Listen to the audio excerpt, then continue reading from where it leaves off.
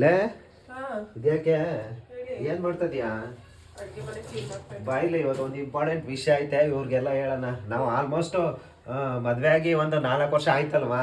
ನಮ್ಮ ದಾಂಪತ್ಯ ಜೀವನ ಹೆಂಗಿದೆ ಅಂತ ಅವ್ರ ಹತ್ರ ಹಂಚ್ಕೊಳ್ಳೋಣ. ನಾವು ಅವ್ರ ಹತ್ರ ನಮ್ ದಾಂಪತ್ಯ ಜೀವನ ಹೆಂಗ್ ನಡೀತಾ ಇದೆ ಅಂತ ಹೇಳ್ಕೊಂಡ್ರೆ ತಾನೇ ಅವ್ರಿಗೂ ಗೊತ್ತಾಗೋದು. ಸರಿ.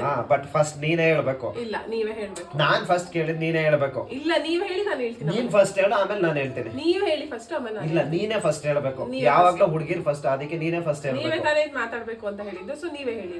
ಸರಿ, ಈಗ ಒಂದ್ ಕೆಲಸ ಮಾಡೋಣ, ಇಬ್ರು ಒಂದೇ ಸಲ ಹೇಳೋಣ. 1 2 3 ಸ್ಟಾರ್ಟ್ ಹೇಳ್ಬಿಟ್ಟು ಒಂದೇ ಸಲ ಹೇಳೋಣ, ಆಯ್ತಾ? ನಮ್ ಮನ್ಸಲ್ಲಿ ಏನಿದೆ ಅದನ್ನ ಡೈರೆಕ್ಟ್ ಆಗಿ ಹೇಳ್ಬೇಕು, ಎಲ್ರಿಗೂ ಗೊತ್ತಾಗ್ಬೇಕು. Okay, ready? 1 2 3 ಸ್ಟಾರ್ಟ್. ಯಾಕಾದ್ರೂ ಮದ್ವೆ ಆಗ್ಬಿಟ್ಟೆ ಅನ್ನಿಸ್ತಿದೆ.